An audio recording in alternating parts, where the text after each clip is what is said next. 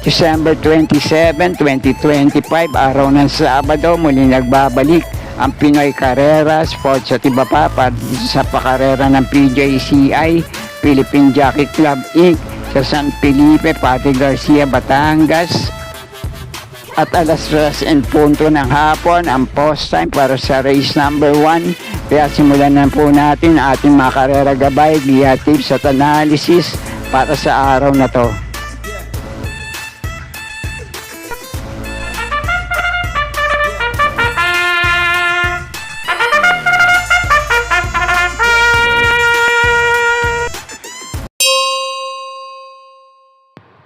Race number 1, panimula rito na winner take all races 1 to 7, 1,200 meters ang distansya rito.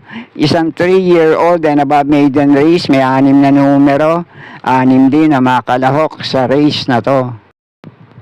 Palagay ko isang magandang laban to para sa 4 na kalahok sa race na to, pero ang pampremera at panigundo ko rito, nakapagtala na ng 1:11 medyang preba sa parehong distansya.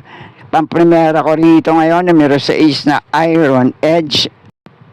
Nauling takbo nito sa 1,200 meters na distansya, si JB Guerra Rumenda rito, 1:12.2 ang preneba, nalamado pero nasigundo lang kay Dinky Doodle. At sa laban niya na yun, tinali niya sa datingan, itong numero 5, Jack 14.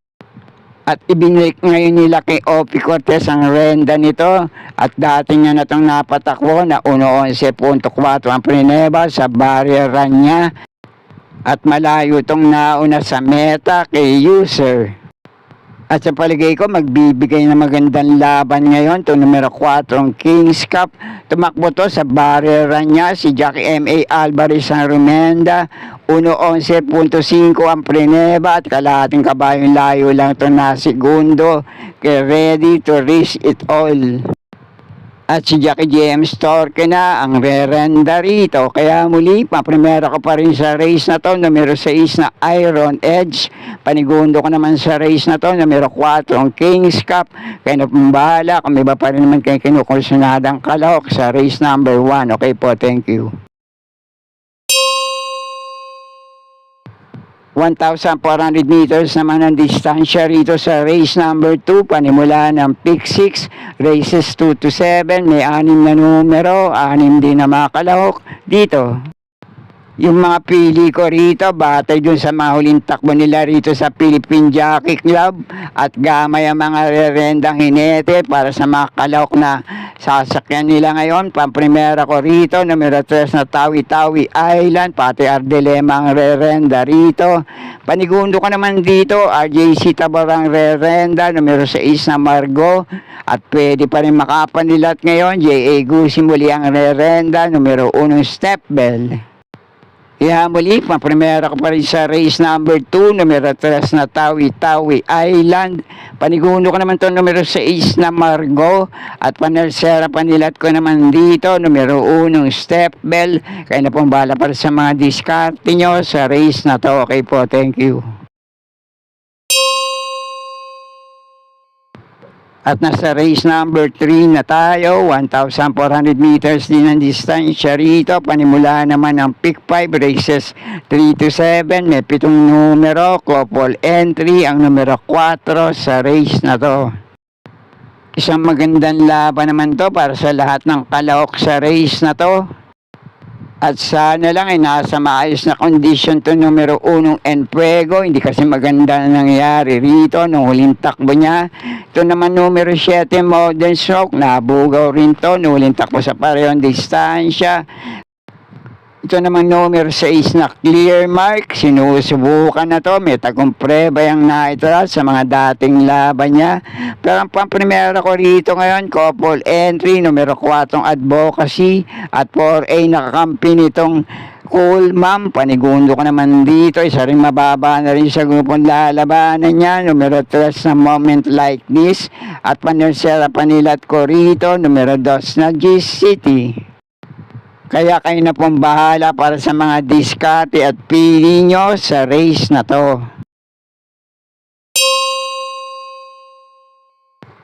At dito naman sa race number 4, panimula ng pick 4, races 4 to 7, 1,400 meters din ang distansya rito. May 7 numero, couple entry, ang numero 2 sa race na to.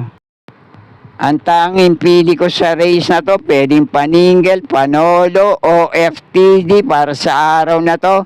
Imported horse na numero 5, Red Queen. Huling takbo nitong imported horse na numero 5, Red Queen, ay sa 1,200 meters na distansya, 1.8 ang Prineba. Pero unang takbo niya ngayon sa 1,400 meters na distansya dito sa PJC. Dahil yung huling takbo nito sa parehong distansyang paglalabanan nila ngayon ay sa Metro Turf, 1.24 sarado ang Prineba, at tinalo nito ay sila extraordinary at iba pa. Wag lang sana magbabago kondisyon nito ngayon at muling mailalaban sa grupo na to. Pwede pa rin makaulit ng panalo sa race na to. Numero 5, Red Queen, tanging pili ko. Pero kung may iba pa rin naman kayo kinukusunadang kalok dito, kayo na pong bahala magsama para sa mga diskarte nyo. Okay po, thank you. At nasa race number 5 na tayo, 1,400 meters din ang distansya rito. May 6 na numero, 6 din na makalahok dito. Ang tanging pili ko na rin dito, malamang ito rin na malalamado sa grupo na to. Numero 6 na Amor My Love. Napakainam din ng huling Prineba. Tinakbo nito sa parehong distansya. Dito rin naman sa Philippine Jockey Club, 1.26 sarado ang Chinempo. Dumating ito ng panlima kila Summer Rule, Graceful Gift, Super Dancer, at Diesel's Touch.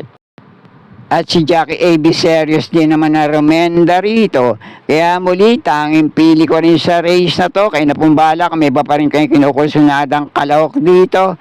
Numero 6 na Amor, My Love. Kaya napumbala para sa mga diskarte nyo. Okay po, thank you.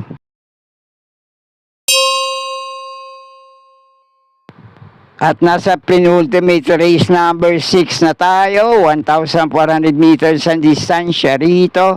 May 8 numero, couple entry, ang numero 3 sa race na to. Ang pamprimera ko na rin dito, muling re-rendahan ni Jackie PM Caballejo, imported horse na numero 6 na Catral. Huling takbo nito sa parehong distansya, siya rin naman na Romenda rito, 24 sarado ang Prineba. Malayo nitong tinalo sila Border Force at iba pa. At ang panigundo ko naman dito, medyo matagal na rin hindi nakakatikim ng panalo. Pero kung susubukan ngayon, pwedeng makapanilat. May tagumpare ba rin naitala sa 1,400 meters sa distansya. Kaya lang sa kabilang pista, numero 2 na Modern Legacy. At pwede rin naman siguro makapanilat ngayon, 3A sa couple entry na Midnight Bell. Ito ang panersera ko rito. Kaya muli, pamprimera ko sa race number 6, numero 8 Catral. Panigundo ko naman dito, numero 2 na Modern Legacy. Panersera ko, 3A sa couple entry na Midnight Bell. Kaya na pong bahala para sa mga diskarte nyo sa race na to. Okay po, thank you. At nasa uling karera na tayo para sa araw ng Sabado, race number 7, last race paratingan, 1,400 meters din ang distansya rito.